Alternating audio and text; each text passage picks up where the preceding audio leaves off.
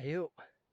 So we've reached our 100 subscriber milestone, and I've been trying to work out for a few weeks now, if we got to this, if there's 100 mad people that want to follow me on YouTube, how on earth do we celebrate? Well, I've got absolutely no idea. If you want to crack a bottle of your favourite fizz, by all means do it. I'm not really a drinker, but what I thought I'd do is give you just a brief video about our woodland. Well, that's what the channel's really all about: woodland life and woodland work and coppice and things like that. If you've not gathered that by now, then that's your heads up. We purchased this nearly 10 years ago. It was a plot of woodland. It was actually agricultural land, planted now 21 years ago, and it was part of a national forest tender scheme. The farmer decided to sell all of it anyway. He never actually sold all of it in the end. He sold it to various different landowners, new landowners. Some of them actually own property nearby and it backed onto their garden. Ours doesn't. This is just a standalone plot. We've got 5 acres just over, and I would have had a lot more, but I couldn't afford any more at the time. I wish now I look back and think, oh, if I only had another few acres, I could have been actually self-sufficient off our land by now. But I didn't, and I'm not, so here we are. I've got 5 acres that other people haven't got, and I'm very, very fortunate to have that. There was one more payment on it, and the payment I got was about £400 for a year of having it.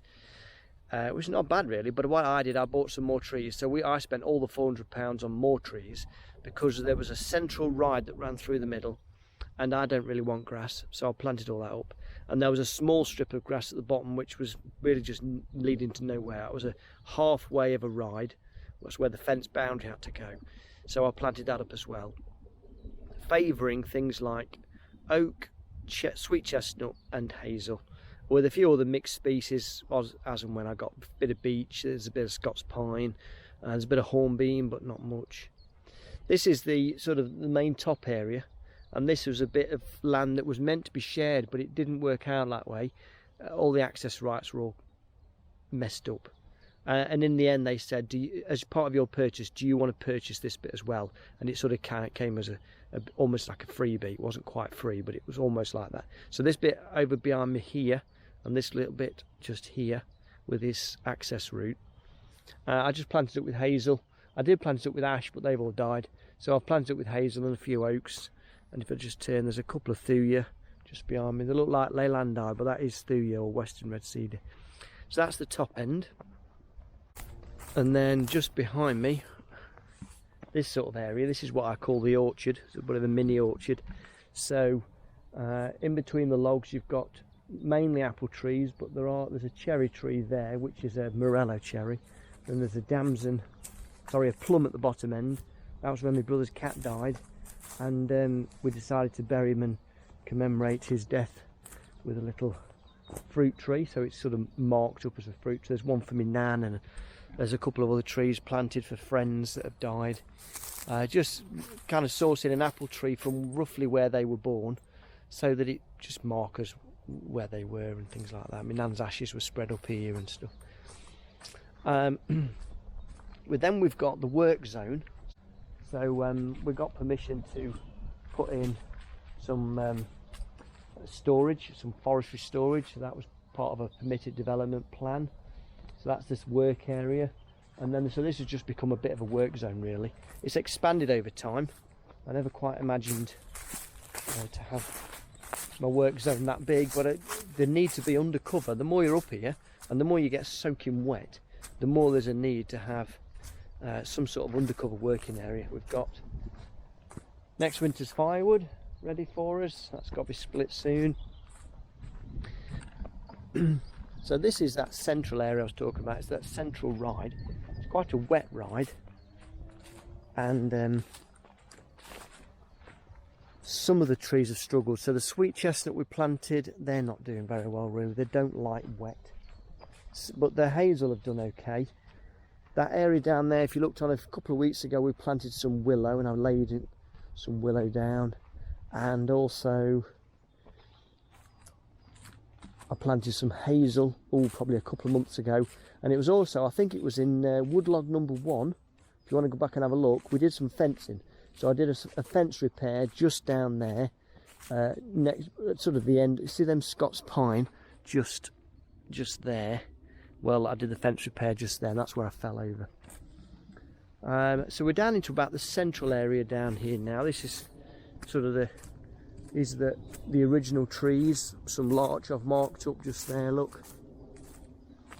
You've got, if I just spin you around, try and get a perspective for stuff. Our boundary is down there. There's a fence line that runs just beyond them birch trees. This was an area that had, I might have mentioned this before, so apologies for that. This had white beam in it. White beam do not like clay. So I planted thuya and another softwood. I still forget what it was called. They've done okay. There's a few failures. I brush cutted this the other week just to try and get some of the bramble down. And in the distance you can see some hazel stalls. They were what we planted, and they've done really well up there. Ever such good ground for hazel this is, and oaks. So they're okay. I wished I could have coppiced them this winter, but I just don't think I'm going to have time. And then sort of moving over, this is the area where we cut the ash down and planted the robinias. That was in a couple of weeks ago.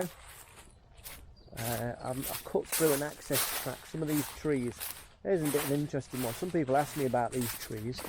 These wonky pines, there's a few larch and mainly pines. What happened was, about 4 to 5 years into the plantation, there was an almighty storm, and because this ground is sort of on the crest of a hill really, it blew them all over. So they all went like that. They all went towards the north. That's south, this is north. They all fell over towards the north and knocked them all over. So of course you end up with a tree then that was, so the landowner says, well, what do we do to the National Forest? And they said, well, you can either leave them or you can try and go around and stake them all. And to be fair, it was a bit of a mammoth task. You've got 80 acres and you've got to try and stake up all your pines. So we left them, which is fair play. I think I probably would have done the same. And now we've got all these wonky stems, which it looks amazing, but it's only Corsican pine. And Corsican pine, unless you're making shuttering plywood, most of it ends up as pulpwood, just mushed into pulp for chipboard, fiberboard, those sort of things. So really, the artistic shapes that you get in that, not sure I can use it for much. You can't even use it for a garden bench because it just goes black and horrible and rots away.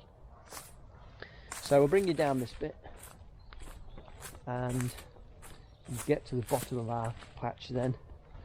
This is some coppicing I did in the winter. So this is the second time I've cut our hazel coppice. So we've got some very small, what I call micro coops. And so this was cut. I put some stuff through the branch logger just to try and get top side of it. This was ash that we coppiced. So these stems that you see still standing, that's ash coppice. And the ash is all but dead. So I cut out some of the bigger stuff this time as firewood. And then if I get chance, probably next winter, this will all go through the branch logger and end up as charcoal, because it's almost to the point where is it worth wasting any more time on it, because there's just nothing left. It's just absolutely toast. It's a real shame. Cut down a couple of chestnuts, which you've seen a little bit of that if you're a regular subscriber. I've done a bit of peeling of chestnut. And I mean, why we bought the Woodland is an interesting question. My daughter was born 10 years ago, and Karen's not kept the best of health in the last 15 years. She's bipolar, and I sort of hit this juncture. I've always wanted some land, but I sort of favoured the self-sufficiency route really. An acre of land, a few sheep, a few chickens, a bit of a veg plot. That's what I was in my mind got. And anyway, one day I went to this customer house, and on the way there was this for sale board, Woodland for sale, and I thought, well, that's right up my street, because I trained as a forester 20 years ago. I was very happy to have bought the land in, I think it was December. What would that been? December 2012 we bought it. So it's not quite 10 years yet. And so yes, going back to the reason I bought it, I wanted to sort of, I don't know really how to describe it. I wanted somewhere that was peaceful for Karen's benefit. I also wanted a garden that was bigger for my daughter to grow up in, and that whole sort of idea of open space and the natural world. And I also had this hankering for doing something with woodland that wasn't just felling trees and letting them disappear off on a lorry, which is what I'd done for years. I couldn't see, sorry, my arm's hurting, you're heavy. I couldn't find any fulfilment in that. But managing woodland where I actually got a product and I could see where it's going and how it's used, I found a huge sense of fulfilment in that. I've always loved construction. So that's when I went and I learned things like hazel riving, hazel hurdles. I learned a coppice course. I've done roundwood timber framing. I've done a little bit of basket work. And I just love all that sort of rural skills and using local product. So the fact that I can go in and harvest my own material and see the final product and make it myself, I just think that's awesome. I love all that.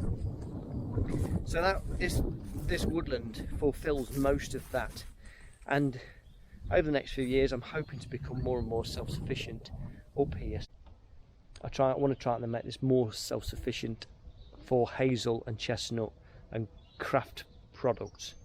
I can harvest them myself, and as I'm hoping as the years go by I become less and less needy for money, and so I can actually, if I don't get much money coming in, I'm not overly worried about it.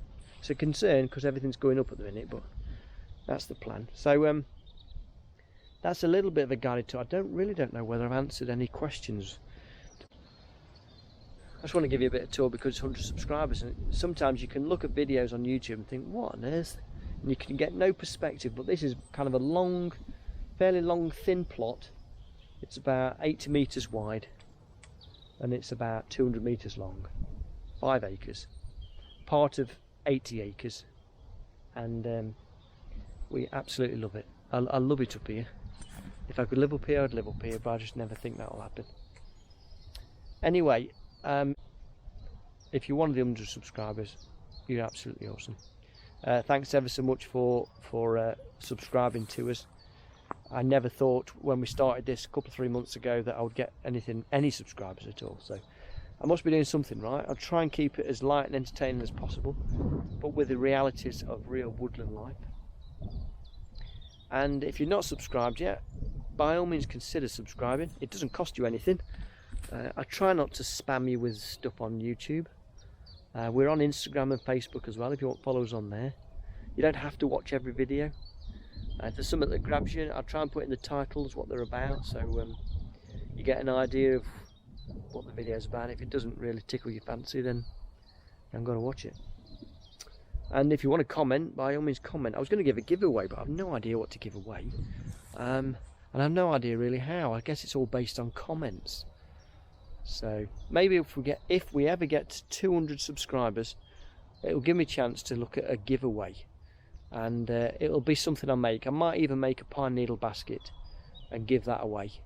That's an idea. So I could film me making it, and then you could comment on that video, and then we could give that away. Now there's an idea. So we're making some progress.